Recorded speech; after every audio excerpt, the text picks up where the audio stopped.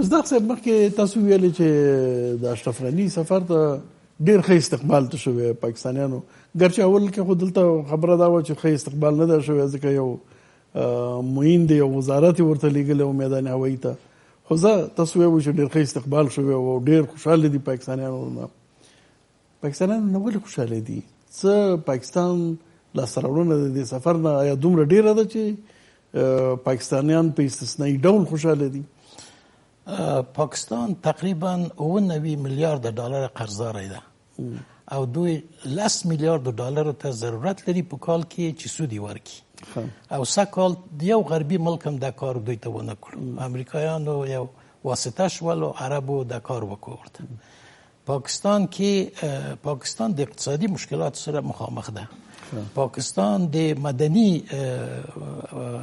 اپرایزینګ د خلکو د مخالفتونو سره مخامخ ده.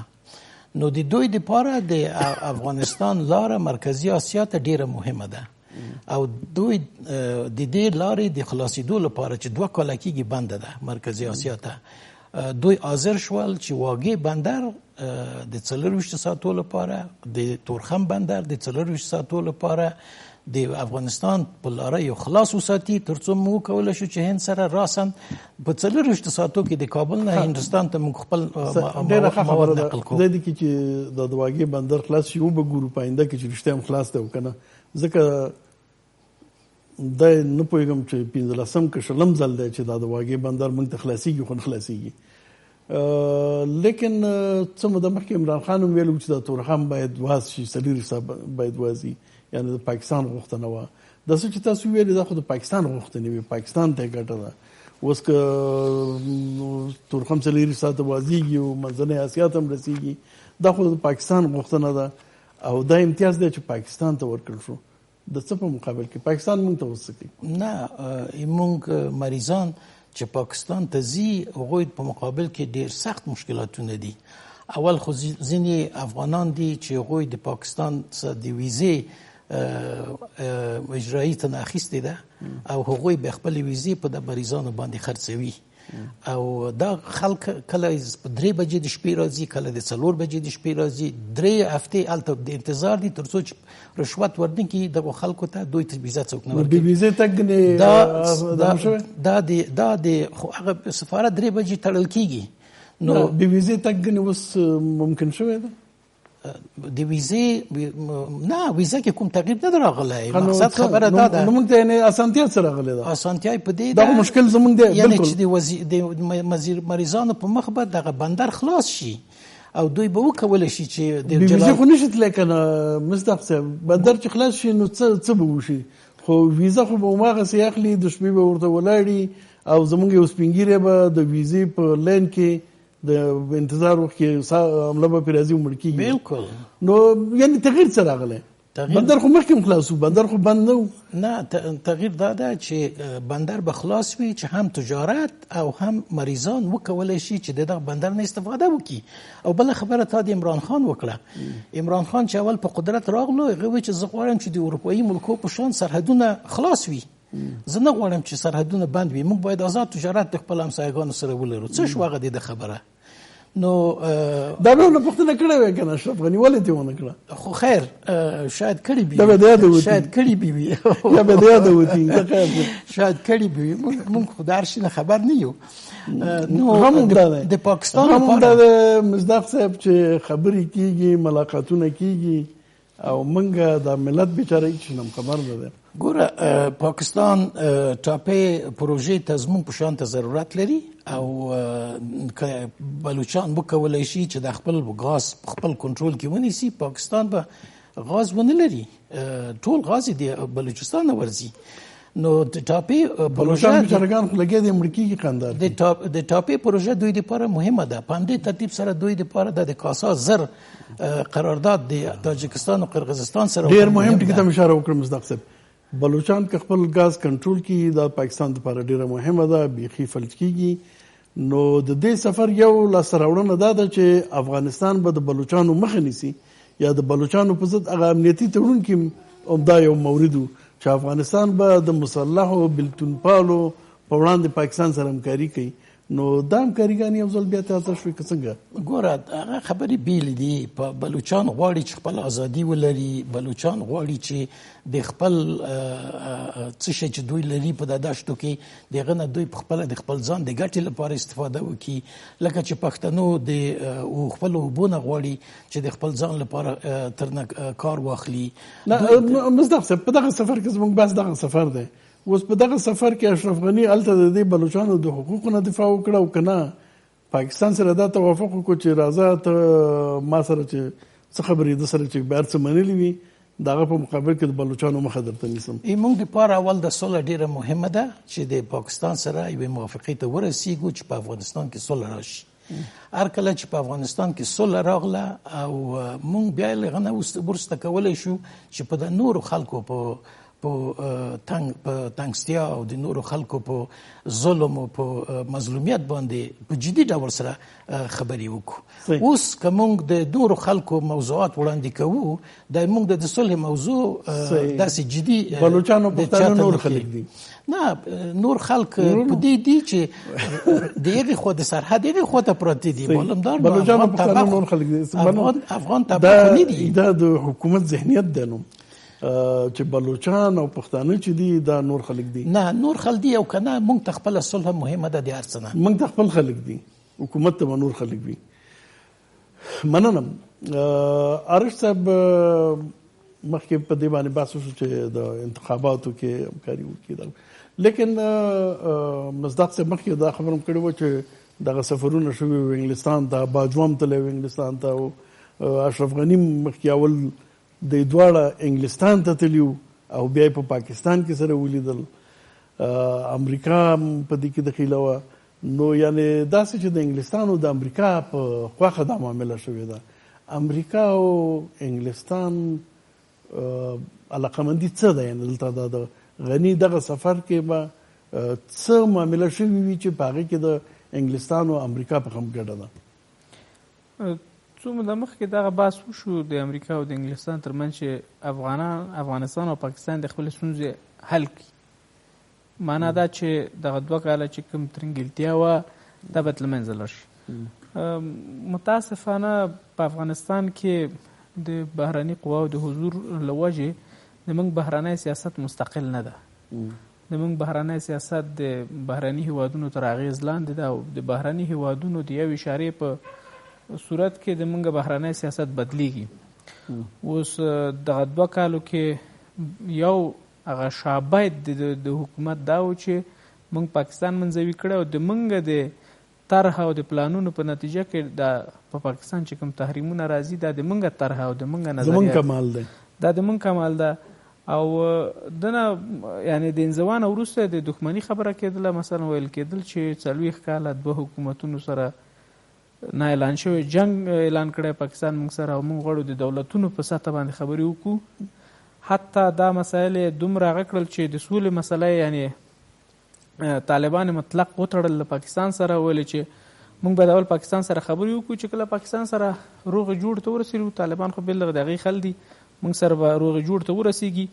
او د ده ترڅنګ د امریکایانو په بهرني پالیسي باندې دومره تکیه وکړه چې کله د امریکا سیاست بدل شو او طالبان سره د سولې خبر شو، دا حکومت پکې بیخي څنډې ته پاتې شو. که چېرته د حکومت ترڅنګ چې په امریکایانو تکیه کړی او څه په کور دننه د سولې لپاره مستقل تلاشونه کړي ول، نو اوس به دغسې انزوا سره مخ نه و چې طالبان ورسره د خبرو کول لا څه کوي چې د ګډ منځ کولو ته هم تیار نه دي.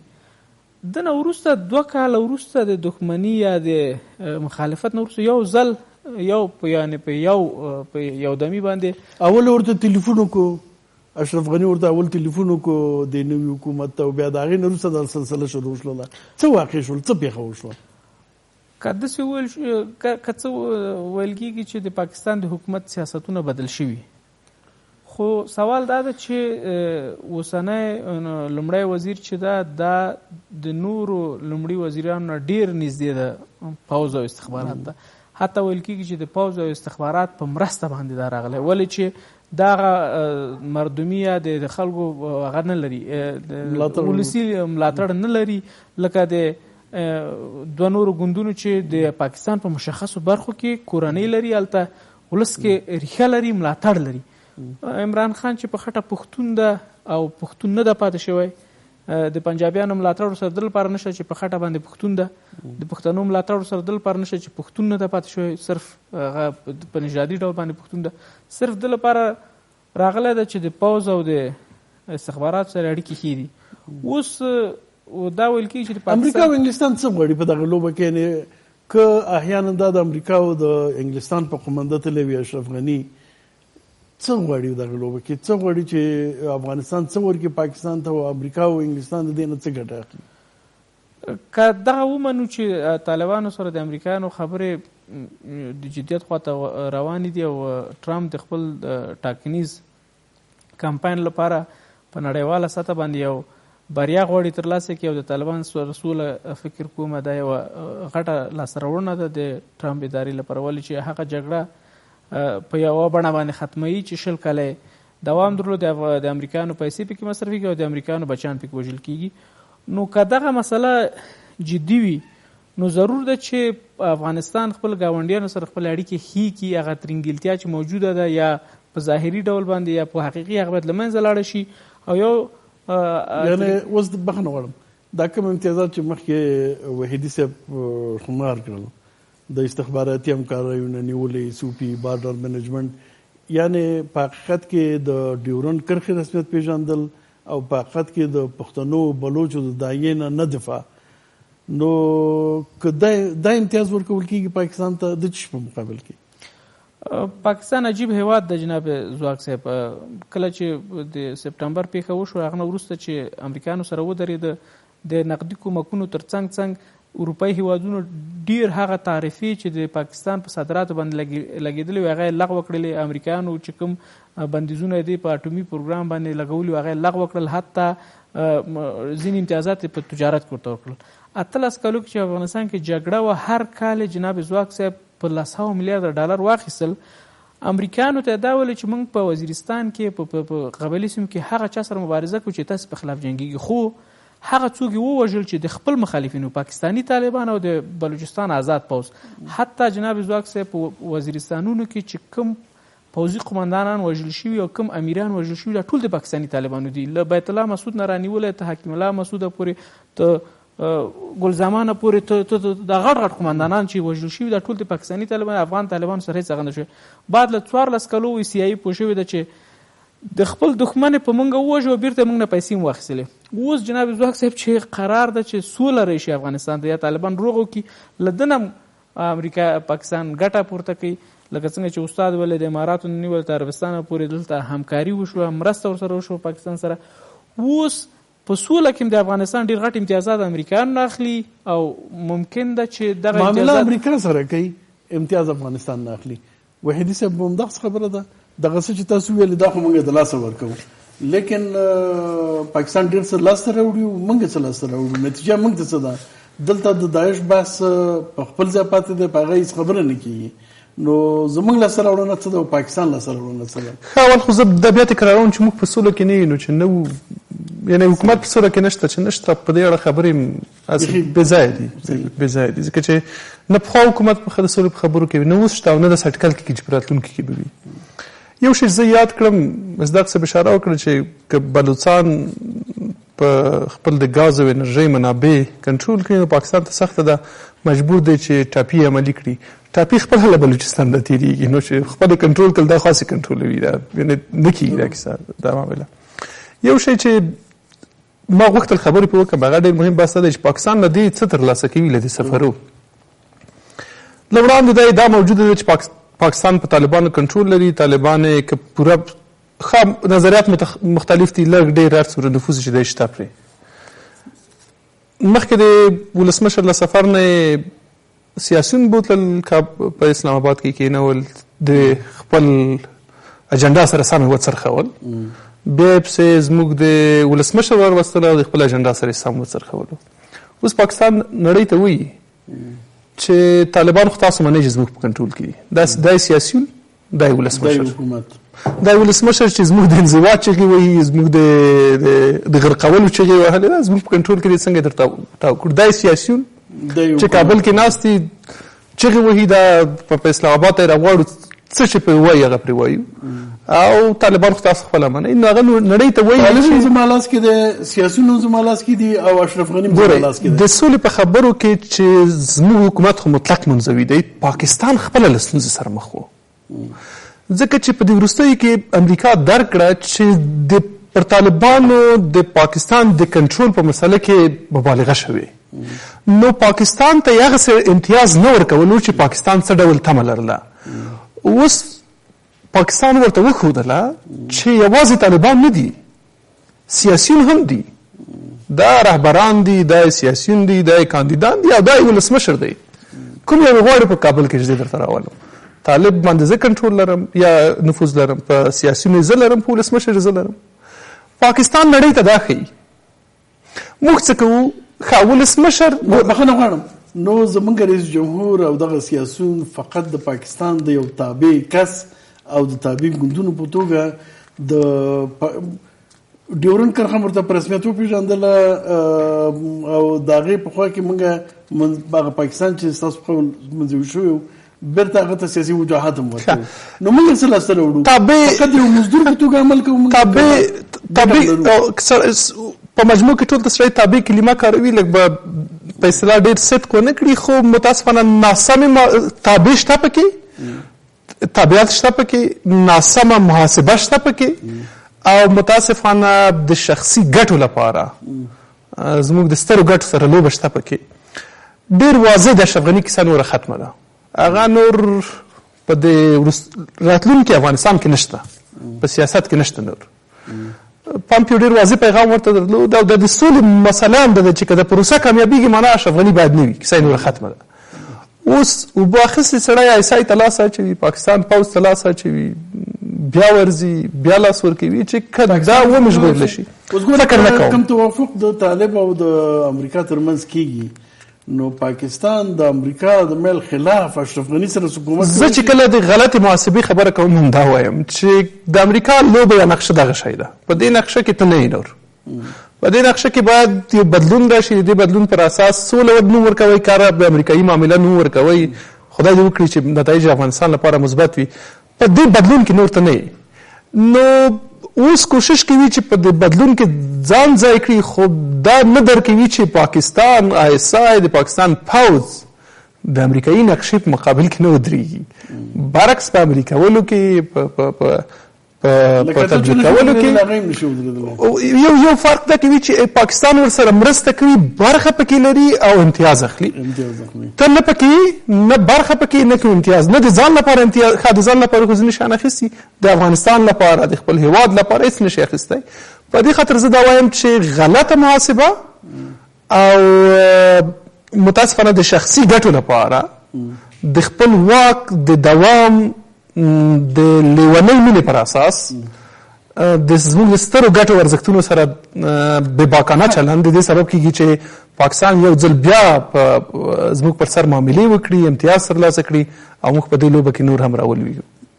فکر وکړئ دا د سولې خبره یو خواته پرېږدئ فکر وکړئ انتخابات کېږي تیر ځل اشرف غني امتیاز واخیسته ورغی پاکستان ته هر څه امتیازات چې ورکړل چې بیا وروسته دا معاهدې وشللې خو طالبانو ملاتړ وکړه طالبانو خو وایي چې خپله موږ سره یې معاهده کړې وه چې موږ به امنیتي تړون نه منو په ترتیب دا کار وشو او انتخاباتو کې د اشرف غني نه ملاتړ وشو اوس ځل پاکستان یا طالبان دې ته حاضر دي یا په دې پوزیشن کې دي چې اشرف غني سره په انتخاباتو کې حکومت وکړي؟ زه فکر کوم چې ښه لومړی خو پاکستان پخوا مرسته کړې وه د مالي مرستې بحث شته او د سیاسي امنیتي مرستې بحث شته په تېرو ټاکنو کې ادعاوې دي البته او ادعاوې د حکومت لوړپوړو چارواکو کړي د په راتلونکو ټاکنو کې د ولسمشر لومړي مرستیاله د کابینې یو غړي او نورو چارواکو که محاکمه کوي کار بحث ورسره کوي محکمې که دروغ وي هغوی نه دي پوښتنه وکړي طالبانو سره خپله مخامخ ناست هم زما د معلوماتو پر اساس هغه تا چې منځګړیتوب کړی زه هغوی پېژنم هغوی ما ته ویلي چې په دوبۍ کې ورسره کېناستلو د مجلس وشو او ولسمشر ژمنه وکړه چې امنیتي تړون به نه لاسلیک کوي او سوله به کوي چې د دواړو غوښتنو برعکس عمل یې وکړ. زه چې اوس څومره طالبان پېژنم په ډېر بد نظر ګوري ولسمشر غني ته او دوی په هیڅ ډول حاضر نه دي چې بیا ورسره په دې معامله کې د افغانستان ګټه خو نشته د اشرف غني فقط بایلولو لوبه کړې ده. اشرف غني په پښتو کې موږ یو متل لرو چې سیلاب اخیستی ځګ ته هم لاس اچوي. دا هغه سیلاب اخیستی دی چې نورو کیسه ختمه ده او ځګ ته لاس اچوي چې ماته یې د ژغورلو چانس نه ښکارېږي. په دې فرق چې زمونږ ملي ګټې هم په دغه له بده مرغه په دې کې زموږ سترې ګټې زموږ ستر ارزښتونه معامله کېږي، قربان وشول او کېږي. او زموږ د هر افغان د هر وګړي مسؤلیت دی چې د دې ناوړه معاملو او د دې خیانتونو پر وړاندې ودرېږو او پرې نه ږدو چې زموږ په سترو ګټو ارزښتونو باندې څوک معاملې وکړي. ډېره زیاته مننه. کور مدان سلامت سي. ګران لیدونکو تاسو نه هم مننه چې تر اوسه پورې موږ سره وئ. راتلونکي بحث پورې په خدای سپارم. الله مو مل.